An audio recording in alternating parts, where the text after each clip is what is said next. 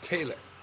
Yeah, I just saw your reply from months ago on me wondering why people didn't challenge reason rational. It was around Christmas time. I probably missed it. It's the one problem of putting videos on auto accept. I like to do that now, but it's too bad I don't get notified. But so thanks for the reply, and this is a topic of enduring interest to me. So it doesn't matter to me that it's this old, but maybe who knows? Maybe you're not thinking about it anymore. But the thing is, it's very interesting. Okay, so you sort of gave other definitions. Something about reason being sort of a deductive faculty, ration being an inductive faculty, and logic being giving some probability of truth to an argument. And yeah, I couldn't disagree more. I mean, this is exactly why I have my version. I agree there's some similarities, right, because of the interaction stuff. But this is why, you want to look at it when you have the three axes like this.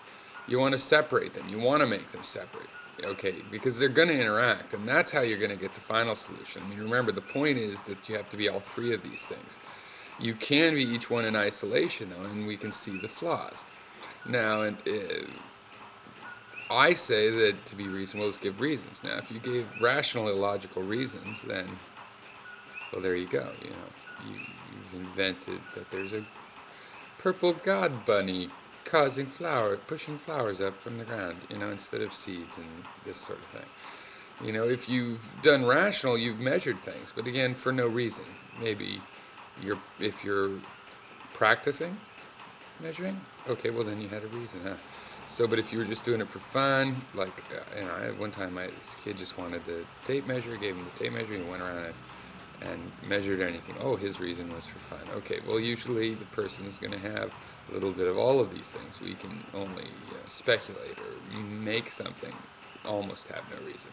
And then with logic, to me, logic is not at all about making an argument more correct. It's about not making it any more false.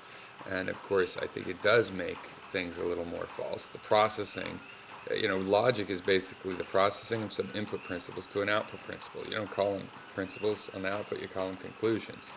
But the inputs can be conclusions too. But anyway, you do this transformation, and I believe part of my materialism is that every transformation introduces some noise, some distortion. It's unavoidable, I think.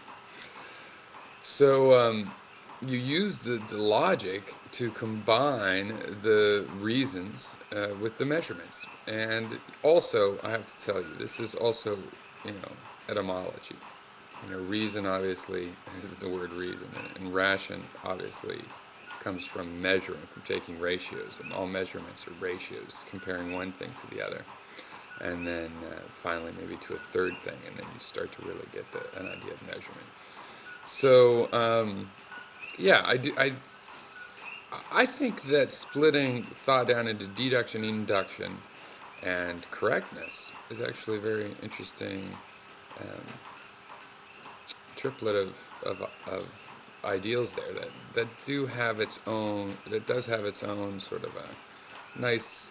Uh, I don't see them as three orthogonal axes, as in a literal sense anyway. But so it's hard to say, that these are all the same in some spatial metaphor. But you can just make them the same because there is an independence there. Correctness and induction and deduction, are three separate things. Correctness would have to be about judging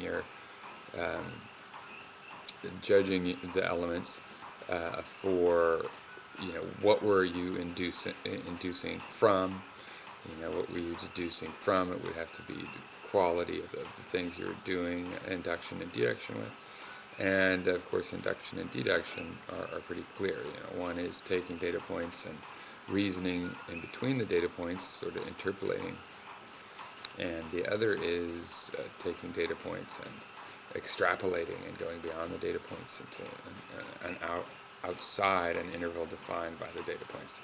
So anyway, very interesting. Hope you are still keeping track of this stuff, and maybe I'll PM you about it.